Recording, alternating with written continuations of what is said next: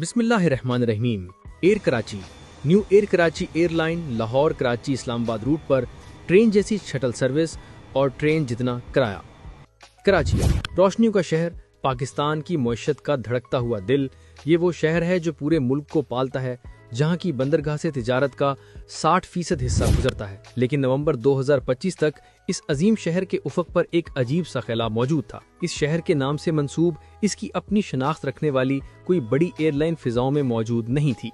लेकिन अब इसके उफक पर एक नया सितारा उभर रहा है जो न सिर्फ फिजाओं को तस्खीर करेगा बल्कि पाकिस्तान के ट्रांसपोर्ट कल्चर की बुनियादें हिलाकर रख देगा, और इसका नाम है एयर कराची। ये ऐसी इनकलाबी सर्विस है जो पाकिस्तान में सफरी मंजरनामा ही बदल कर रख दे, हत्ता कि अब आला मिडिल क्लास पाकिस्तानी भी बस ये ट्रेन की बजाय एक शहर से दूसरे शहर के लिए हवाई जहाज का सफर जरूर करें। तो आएं करें इस नई एयर कराची पर सैर, लेकिन पहले हमारा चैनल जरूर सब्सक्राइब कर लें। हम एयर कराची के आगाज से शुरू करते हैं। अक्सर लोग सवाल करते हैं कि एयर कराची का प्रोजेक्ट कब शुरू हुआ और इसकी तामीर कहां तक पहुंची। लेकिन हकीकत यह है कि एयर कराची ईंटों और गारे का मंसूबा नहीं, बल्कि ये एक जदीद स्ट्रेटेजिक तख्लीक है। अगर हम तारीख के औराक पलटें तो इसकी बुनियाद जून 2025 में रखी गई थी। ये वो तारीखी लम्हा था जब सिविल एविएशन अथॉरिटी ने इन्हें बाकायदा तौर पर लाइसेंस यानी रेगुलर पब्लिक ट्रांसपोर्ट लाइसेंस जारी किया। तामीराती जुबान में इसे संग बुनियाद कहा जा सकता है, लेकिन यहाँ बुनियाद जमीन में नहीं बल्कि कागजात और कानूनी ढांचे में रखी गई। इस मंसूबे ने अपनी पहली जिस्मानी शक्ल 1 नवंबर 2025 को अख्तियार की, जब कराची के ओल्ड एयरपोर्ट टर्मिनल 1 पर इसके ऑपरेशनल हेडक्वार्टर्स का इफ्तिताह हुआ। लेकिन यहाँ एयर कराची ने रिवायती रास्ते से हटकर स्मार्ट स्ट्रेटेजी का मुजाहरा किया। एक आम एयरलाइन अपना हैंगर और मेंटेनेंस वर्कशॉप बनाने में 2 साल और अरबों रुपए जाया करती है। एयर कराची ने ये वक्त बचाया। उन्होंने तामीर के बजाय शराकतदारी को तरजीह दी और पीए के वसी इंजीनियरिंग इंफ्रास्ट्रक्चर के साथ मुआहदा किया। नतीजा, जो काम सालों में होना था वो महीनों में हो गया, और अब हदफ 23 मार्च 2026 है, यौम पाकिस्तान का वो दिन जब ये मंसूबा मुकम्मल होकर एक चलते फिरते कारोबार में तब्दील हो जाएगा। किसी भी एयरलाइन की रीढ़ की हड्डी इसका सरमाया होता है।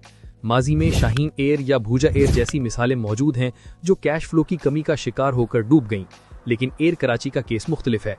ये मंसूबा सियालकोट मॉडल की कामयाबी से मुतासिर है, जिसे अब बड़े पैमाने पर कराची में नाफिज किया गया है। इसके पीछे कोई एक सेठ या बिजनेस टाइकून नहीं, बल्कि कराची की ताजिर बरादरी के 100 से ज्यादा सरमायाकार शामिल हैं। सबसे हैरानकुन बात 5 अरब रुपए का इब्तदाई सीड कैपिटल है। ये रकम किसी गैर मुल्की बैंक से कर्ज नहीं ली गई और न ही इस पर सूद अदा करना है। ये 100% मकामी इक्विटी है। माशी एतबार से इसका मतलब यह है कि एयरलाइन के मुनाफे से बनने वाला पैसा डॉलर्स की सूरत में मुल्क से बाहर नहीं जाएगा, बल्कि ये अरबों रुपए पाकिस्तान के अंदर ही गर्दिश करेंगे। ये सरमायाकारों का पाकिस्तान की डोमेस्टिक मार्केट पर एक गैर मामूली एतमाद है। लेकिन ये 5 अरब रुपए सिर्फ जहाज खरीदने के लिए नहीं है, ये रोजगार पैदा करने के लिए हैं। एयर कराची अपने आगाज के साथ ही 400 बराह रास्त मुलाजमतें पैदा करेगी, पायलट्स, इंजीनियर्स और कैबिन क्रू। लेकिन मौशियत में असल जादू मल्टीप्लायर इफेक्ट का होता है। एविएशन के असूल के मुताबिक एक बराह रास्त नौकरी के बदले मार्केट में 6 बिलवास्ता नौकरियां पैदा होती हैं। इस हिसाब से एयर कराची की बदौलत fuel suppliers, travel agents, airport taxi drivers और केटरिंग कंपनियों में 2000 से ज्यादा घरानों का रोजगार जुड़ जाएगा। ये जानो जवानों के लिए उम्मीद की एक नई किरण है जो डिग्रियों के बावजूद बेरोजगार थे। फिर बात आती है सियाहत की। तखमीने के मुताबिक अगर सिर्फ 1 लाख मुसाफिर सस्ते टिकट की वजह से सड़क के बजाय हवाई सफर का इंतखाब करें तो मुल्की सियाहती सनत में $300 मिलियन की सरगर्मी पैदा होगी। होटल, रेस्टोरेंट्स और ट्रांसपोर्ट का कारोबार चमकेगा, और ये सब सिर्फ एक एयरलाइन के आने से मुमकिन होगा। अब सवाल यह है कि वो कौन से परिंदे हैं जो एयर कराची के ख्वाबों को परवाज देंगे। कंपनी ने 3+4 मॉडल अपनाया है। आगाज 3 तैयारों से होगा ताकि लाइसेंस की शराइत पूरी हो, लेकिन पहले साल ही 4 मजीद तैयारे शामिल करके बेड़े को 7 तक बढ़ाया जाएगा। यहाँ एक वाइल्ड कार्ड भी मौजूद है।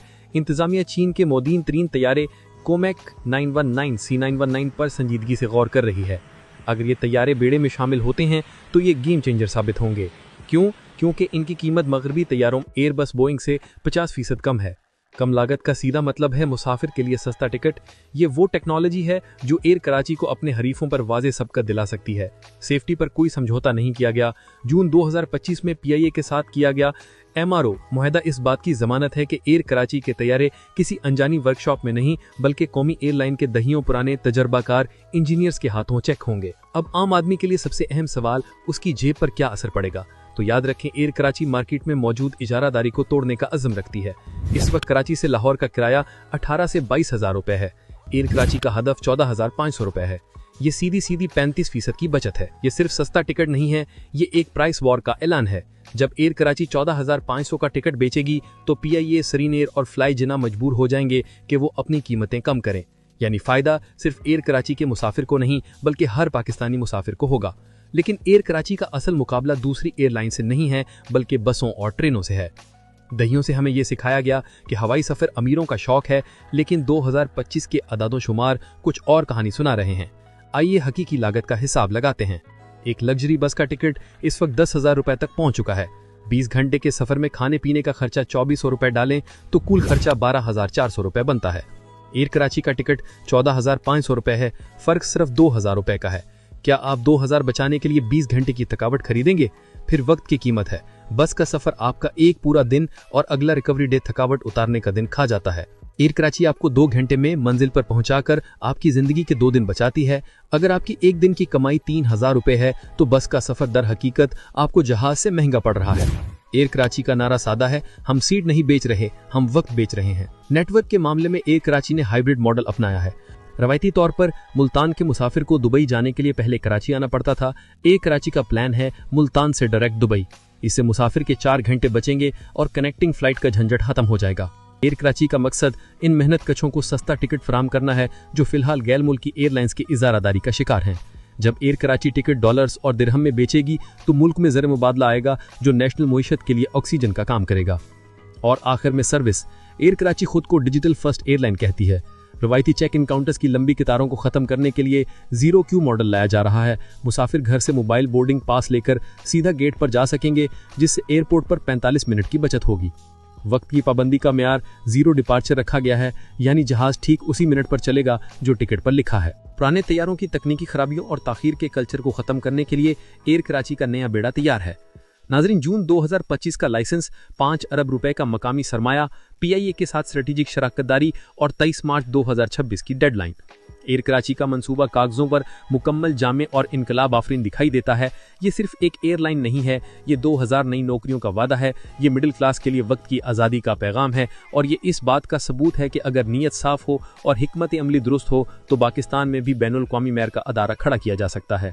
सवाल सिर्फ एक है, क्या आप अब भी पुरानी बसों और महंगी एयरलाइंस के साथ समझौता करेंगे या 23 मार्च 2026 को तब्दीली की इस नई परवाज का हिस्सा बनेंगे? नाजरीन, फैसला और टिकट अब आपके हाथ में है और आपका जो भी फैसला हमें और दुनिया को कमेंट में जरूर आगाह करें।